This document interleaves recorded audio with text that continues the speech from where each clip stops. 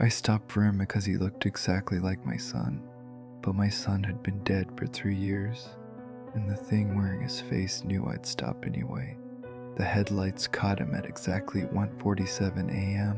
I know because I'd been watching the clock, counting the minutes until I could justify turning around and going home. The Interstate 90 rest stop was deserted except for my truck and a minivan with Canadian plates parked at the far end.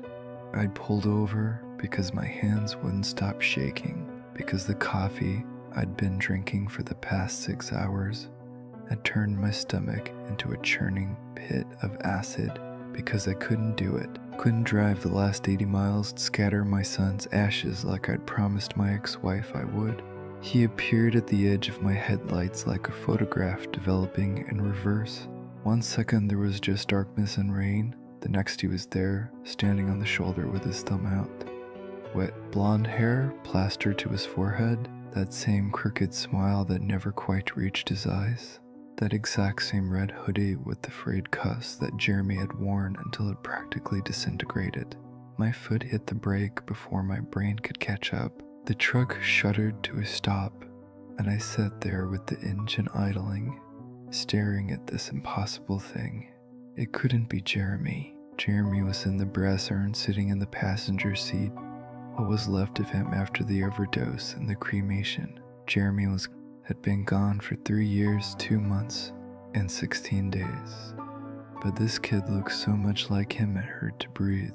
He walked toward the passenger door with that same loping gait Jeremy had always had, shoulders slightly hunched like he was apologizing for taking up space. When he reached for the handle, I almost screamed at him to stop, to go away, to leave me alone with my grief. But I didn't. I unlocked the door instead. The dome light flickered on as he climbed in, and I got my first close look at him. Not Jeremy. Couldn't be Jeremy. This kid was maybe 19 or 20, and Jeremy had been 23 when he died, but the resemblance was staggering. Same sharp cheekbones, same slightly too large ears, same hands with those long piano player fingers that Jeremy had inherited from my mother. "Thanks for stopping," he said, and his voice was wrong. Too deep, too smooth. Nothing like Jeremy's perpetual rasp from too many cigarettes and screaming matches with his mother. "Where are you headed?" I managed to ask, my voice sounding strange in my own ears. "Wherever you're going." He smiled and something cold slithered down my spine. That smile was exactly right. Exactly Jeremy's smile. The one he'd give me when he was about to ask for money, or tell me he'd wrecked the car, or admit he'd been fired from another job. I should have told him to get out right then. Should have driven away and left him standing in the rain. But I didn't, because some sick, broken part of me wanted to keep looking at the stranger who wore my dead son's face. "I'm heading to Cascade Falls," I said, putting the truck back in gear. "About 80 miles west." "I know," he said softly. I glanced over at him. "What do you mean?" "You've been sitting here for 43 minutes, trying to decide whether to keep driving or turn around. You've started the engine 6 times, pulled out twice, and then came back. You're going to scatter Jeremy's ashes at Cascade Fall, because that's where you took him fishing when he was 7, and it's the last time you remember him being truly happy." The truck swerved slightly as I jerked the wheel, my heart suddenly pounding so hard I could feel it in my throat. "How the fuck do you know that?" He just looked at me with those 2 familiar eyes. "You know how?" I wanted to pull over again, wanted to demand answers, but my hands kept the wheel steady, kept us moving forward through the rain and darkness like they belonged to someone else. The kid settled back in his seat perfectly comfortable, like he'd been riding in this truck for years. The rain intensified, turning the windshield into a waterfall between wiper swipes. Each time the blades cleared the glass, I caught glimpses of the road ahead, empty and dark, stretching endlessly into nothing. The yellow line markers pulsed past in a hypnotic rhythm that made my eyelids heavy despite the adrenaline coursing through my veins. "What's your name?" I asked after a mile of suffocating silence. "You already know my name," he said. No, I don't." Think about it.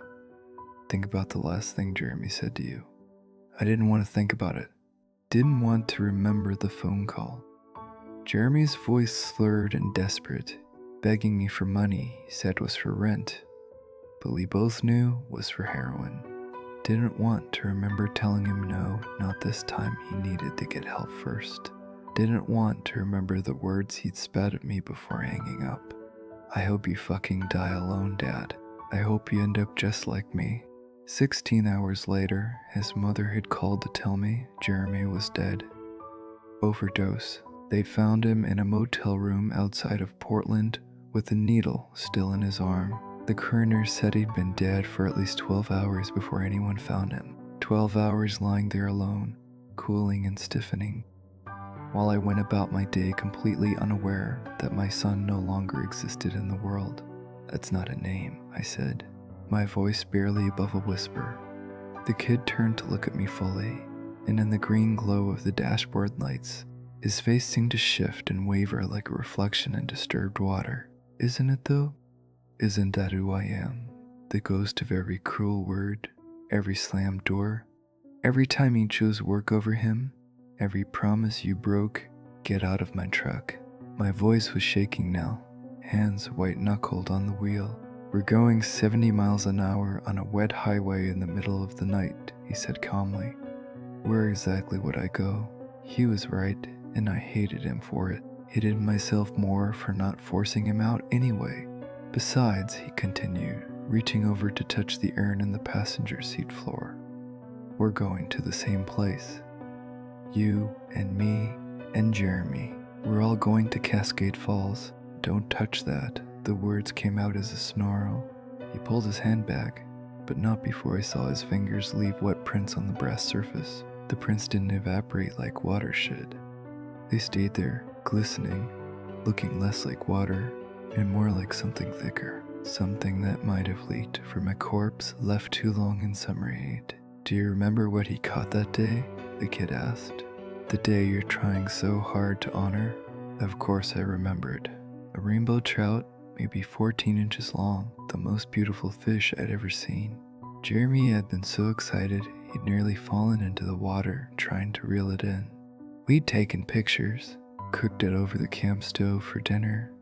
He talked about that fish for months afterward, describing it to anyone who would listen, his face lighting up with pure joy every time he relived the moment. He wanted to go back the next summer, the kid said. Kept asking you when you were going to take him again, but you were busy. New job, new hours, new priorities. You kept saying next year, next year, next year, next year, until he stopped asking. Shut up. Tears were burning in my eyes now, blurring the road ahead. He started using when he was 15. Did you know that? Started with weed and beer at parties, moved up to pills by junior year. You noticed he was different, more withdrawn, more angry. But you thought it was just teenage stuff, just him being dramatic. You didn't want to see it because seeing it would mean you'd have to do something about it. I said, shut up. I was screaming now, the truck swerving slightly across the empty highway. You knew though, deep down you knew. The night you found the spoon in his backpack, the morning you saw the bruises on his arms, and he said he'd fallen skateboarding even though he hadn't touched a skateboard in years. The time he smelled smoke in his room, and he said it was incense. You knew, and you did nothing. I couldn't see the road anymore through the tears. Couldn't breathe through the sob that was tearing its way out of my chest. I slammed on the brakes, and the truck fishtailed before screeching to a stop in the middle of the highway. Get out, I choked. Get the fuck out of my truck right now. The kid didn't move, just sat there, watching me with Jeremy's eyes and a stranger's face. You can't make me leave, Dad. I'm already here. I've always been here. Every time you look in the mirror and see how much older you've gotten. Every time you hear a song he used to like. Every time you pass a kid on the street wearing a red hoodie. I'm the guilt you carry everywhere you go. You're not real. I was sobbing now, completely broken. You're just some fucking hitchhiker who looks like my son. Am I? He reached up and slowly pulled back his hood. His hair wasn't blonde underneath. It was dark, matted with something that looked like blood and worse things. His face began to change, features shifting like melting wax. The skin around his eyes darkened, turned bruised and sunken. His lips took on a bluish tint. Track marks appeared on his arms, angry red welts that wept clear fluid down to his wrists. This was Jeremy. Not as I wanted to remember him, healthy and 7 years old with a fish on his line. This was Jeremy as he'd looked in the morgue after 3 days of decomposition in a locked motel room in August. This was my son as I'd last seen him, cold and gray on a metal table, while a sympathetic coroner waited for me to make a positive identification. I screamed and lunged for the door handle, but my hand passed through it like smoke. The truck's interior had changed. The seats were rotting, foam spilling out through tears in the upholstery. The dashboard was cracked and faded like it had been sitting in the sun for decades. The windows were covered in a thick film of dust and grime that no amount of rain could wash away. What's happening? I could barely form the words. You're remembering, Jeremy said in that voice that wasn't quite his voice. You're remembering what really happened tonight. I'm driving to Cascade Falls. I'm going to scatter your ashes. I'm going to say goodbye properly. No, Dad. You were driving to Cascade Falls. Past tense. You were so busy crying, so lost in guilt and grief, that you didn't see the semi-truck jackknifed across the highway until it was too late. The world seemed to tilt. No. You hit it doing 73 miles an hour. The impact was instantaneous. You probably didn't even feel it. The front end of your truck folded like an accordion. The steering column punched through your sternum. The windshield shattered and took most of your face with it. You died before your body finished bouncing around the cab. I looked down at my hands. They were transparent. I could see through them to the steering wheel beneath. Could see the way they flickered and phased like a bad television signal. When I tried to move them, they responded with a half-second delay, like a video with the audio out of sync. The urn survived though, Jeremy continued, his decomposing face managing something that might have been a smile. It's sitting in the wreckage right now, still intact, while they use the jaws of life to cut your body out of what's left of this truck. Ironic, isn't it? You wanted to protect my ashes so badly, and in the end, they're the only thing that made it through unscathed. This isn't real, I whispered. This is a dream, a hallucination. I'm in shock from the accident. You're dead, Jeremy said flatly. Died on impact. Severed spine at C3, shattered skull, massive internal hemorrhaging. The paramedics won't even try to revive you when they finally get you out. They'll just bag you up and send you to the same morgue where you identified me 3 years ago. Full circle. Then how am I here? How am I talking to you? He leaned back in his seat and his face shifted again, cycling through different versions of himself. 7 years old with a rainbow trout and a gap-toothed grin. 15 and high for the first time. Pupils like pinpricks. 23 and cold on a morgue table. Skin the color of old newspaper. Because this is what you do now. This is your loop. You drive this road, pick me up, try to make it to Cascade Falls, to scatter ashes that are scattered across the highway along with pieces of your skull. You do this every night, over and over, trying to get it right and trying to fix what you broke. Every night since the crash, 3 weeks now. The first few times you didn't even remember you were dead. You just drove, picked me up, listened to me tell you all the things you don't want to hear. And then the crash would happen again. The loop would reset. You'd wake up back at the rest stop with no memory of what had just happened. Slowly you're starting to remember, starting to understand. This is the furthest you've ever gotten. I looked out the window. The rain had stopped, but the world outside was wrong. The trees along the highway were leafless and gray, like they'd been dead for years. The sky was the color of old bruises, purple and black and sickly yellow. In the distance, I could see shapes moving, other vehicles on an endless loop of their own. A sedan that kept flipping, end over end. A motorcycle sliding eternally on its side, sparks founting from the asphalt. A school bus filled with screaming children who never quite crashed, but never quite escaped either. How do I stop this? I asked. Jeremy's decomposing face shifted again, and for just a moment, I saw him as he'd been that day at Cascade Falls, 7 years old, wet from the river, holding up his fish with both hands, beaming at me like I was the greatest dad in the world. Then the image melted away, replaced by the corpse he'd become. You can't, he said simply. This is forever, Dad. This is your punishment for every missed birthday, every broken promise, every time you chose yourself over me. You get to spend eternity trying to scatter my ashes and failing, trying to make amends to a sin who's already beyond your reach, trying to be the father you never were when it mattered. Please, I was begging now, desperately. Please, there has to be a way out. There is one thing you could try, he said thoughtfully. You could accept it. Accept that you failed me. Accept that you're a shitty father who let his son die alone and unloved. Accept that this guilt is all you have left and all you deserve. And then what?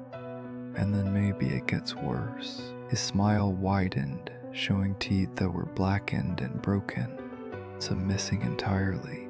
Maybe acceptance just means you understand more clearly what you've lost. Maybe it means the loop gets tighter, more painful, more real. Maybe it means you feel the impact every time instead of just once. Maybe it means you remember not just this death, but all the little deaths. Every moment you failed me. Every time I needed you and you weren't there. The truck's engine roared to life on its own. My hands gripped the wheel without my conscious control. We began to accelerate, speeding back the way we'd come. What's happening? I tried to let go of the wheel, but my hands wouldn't obey. We're starting over, Jeremy said, because this is what happens every time you remember too much. The loop resets. You go back to the rest stop, back to the moment before you saw me, and you do it all again. Sometimes faster, sometimes slower, but always the same destination, always the same end. The world outside blurred into streaks of gray and black. The speedometer climbed past 90, past 100, past speeds that should have torn the truck apart. The roar of the engine became deafening, a mechanical scream that filled my skull until I couldn't hear my own thoughts. How many times? I screamed over the noise. How many times have I done this? Every night for 3 weeks. Jeremy shouted back, his voice somehow cutting through the roar. 21 loops, 21 chances to understand that you're dead, and this is hell, and there's no escape. Some nights you figure it out faster than others. Some nights you don't figure it out at all. Tonight was a good night. You almost made it all the way to acceptance, almost understood what you've become. The truck lurched violently, and suddenly we were back at the rest stop. The clock on the dashboard read 1047 a.m. The minivan with Canadian plates was still parked at the far end.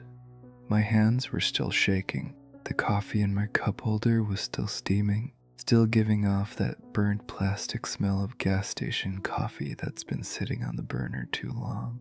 Jeremy was gone. I looked at the passenger seat. The urine was still there, brass and cold and full of ash. For a moment, I let myself believe it had all been a nightmare. A grief-induced hallucination brought on by exhaustion and guilt, just stress and lack of sleep and too much caffeine making my brain short-circuit. Then I saw him in the headlights, standing at the edge of the rest stop, thumb out, wearing that red hoodie with the frayed cuffs, smiling that crooked smile, waiting for me to stop. And I knew with absolute certainty that this had happened before, knew that I picked him up countless times, listened to him tell me about my failures countless times, died countless times on a highway that would never let me go. The knowledge sat in my chest like a stone, heavy and cold and permanent. I knew what would happen if I pulled over, knew he'd get in, knew he'd tell me things I didn't want to hear, knew the road would take me somewhere I couldn't return from, knew I was already dead, already trapped, already beyond salvation. My foot moved toward the brake anyway, because this was what I did now. This was my eternity. Not scattering ashes at Cascade Falls, but making peace with my failures, just driving, stopping, listening, dying, and starting over, forever and ever. An endless ribbon of highway unwinding in front of me, always leading back to this moment, this choice, this weight of unbearable guilt. But this time, something was different. This time I remembered. Not just the crash, not just the conversation, but everything, every loop, every variation, every single time I picked him up and driven toward my death without understanding what I was doing. I remembered the first night when I thought he was just a hitchhiker who happened to look like my son. I remembered the fifth night when I'd started to suspect something was wrong but couldn't quite grasp it. I remembered the 10th night when he told me I was dead and I'd laughed, absolutely certain he was lying.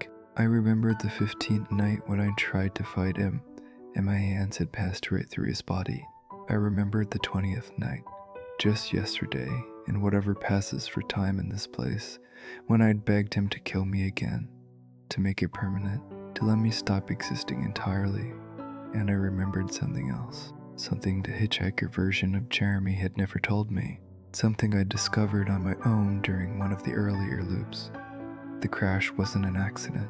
I'd seen the semi jackknifed across the road, seen it with plenty of time to brake, to swerve, to avoid it entirely, but I hadn't. I'd aimed straight for it, kept my foot on the accelerator, chosen to die rather than face another day carrying the weight of what I'd done to my son. This wasn't punishment. This was exactly what I'd wanted. An end to the guilt, the grief, the crushing awareness of my own failures. And in some twisted way, the universe had given it to me. Just not the way I'd expected. Jeremy's smile widened.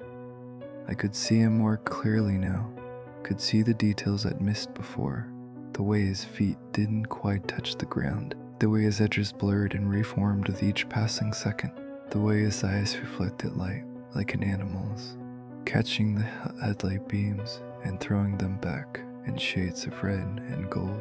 He wasn't my son, had never been my son. He was something else, something that fed on guilt and regret, something that had found a feast in the wreckage of my truck and decided to keep me around as an eternal food source. Or maybe he was exactly my son. Maybe death had changed him into something cruel and hungry. Maybe this was his revenge for all the times I'd failed him. Maybe Jeremy had looked into whatever abyss comes after death and decided to pull me in with him, to make sure I'd never escape the consequences of my neglect. I pulled up beside him. The passenger window was already down, had been down this whole time though. I couldn't remember opening it. "You ready to try again, Dad?" he asked, and his voice was layered now. Multiple versions of Jeremy speaking in unison. The silver moon-year-old and the 15-year-old and the 23-year-old corpse, all talking at once. Their words slightly out of sync so they created a horrible echo effect. "I remember," I said. His smile faltered for just a fraction of a second. "Remember what?" "Everything. All 21 loops. Every conversation. Every revelation. Every time I've died and reset. I remember it all." He cocked his head, studying me with those impossible eyes. "That's new." "What happens now?" I asked. "Now that I remember, does it change anything?" He was quiet for a long moment, and in that silence I heard sounds I'd never noticed before. Screaming in the distance, metal tearing, glass shattering, the wet sounds of bodies impacting asphalt at high speed. This rest stop wasn't empty. It was full of ghosts, full of people trapped in their own loops, forever approaching their own deaths, and never quite reaching them. "I don't know," Jeremy finally admitted, and for the first time, he sounded uncertain. No one's ever remembered before. Not all of it, not completely. So what do we do? He opened the passenger door and climbed in. But this time he didn't look like the hitchhiker. He looked like himself, a Jeremy at 23, the last time I'd seen him alive, before the drugs had hollowed him out, before the overdose had taken him away forever. He looked healthy and whole and heartbreakingly real. We finished the drive, he said quietly. We go to Cascade Falls. We see what happens when someone reaches the end of their loop with full knowledge of what they're doing. I put the truck in gear. Will it hurt? The crash? Probably. It always does. But maybe this time will be different. Maybe remembering changes things. Maybe it sets you free. And if it doesn't, he looked at me with eyes that were suddenly, achingly human. Then we do it again, and again, and again, till one of us figures out how to make it stop. We pulled out of the rest stop and onto the highway. The rain started up again, harder than before, turning the world beyond the windshield into a shifting curtain of water. But I could see through it now, could see the road ahead with perfect clarity, and somewhere in the distance, approximately 73 miles away, a semi-truck was jackknifing across both lanes, waiting for me to complete my circuit. I pressed down on the accelerator. Jeremy reached over and took my hand. His fingers were cold but solid, real in a way they hadn't been during the other loops. I'm sorry, I said, for all of it. I know, he said. And then, so quietly I almost didn't hear it, me too. The speedometer climbed, 60, 70, 80. The truck's engine roared, pushing us forward through the rain and darkness toward an ending I'd already experienced 21 times but had never truly understood until now. This time, I wouldn't close my eyes. This time I would face it head on. This time I would remember everything, and maybe that would be enough to break the loop. Or maybe it would just make the next 21 iterations that much worse. Either way, I was about to find out. The highway stretched ahead like a black throat, swallowing my headlights whole. And I drove into it willingly, knowingly, with my dead son's hand in mine and the taste of copper already filling my mouth. Somewhere ahead, sirens were growing closer to a twisted wreck of metal and flesh that had once been a man trying to make amends, but that man was gone now. There was only this, the loop, the road, the endless, terrible mercy of never being allowed to forget. I unlocked the door. He climbed in. The dome light flickered, and we began again.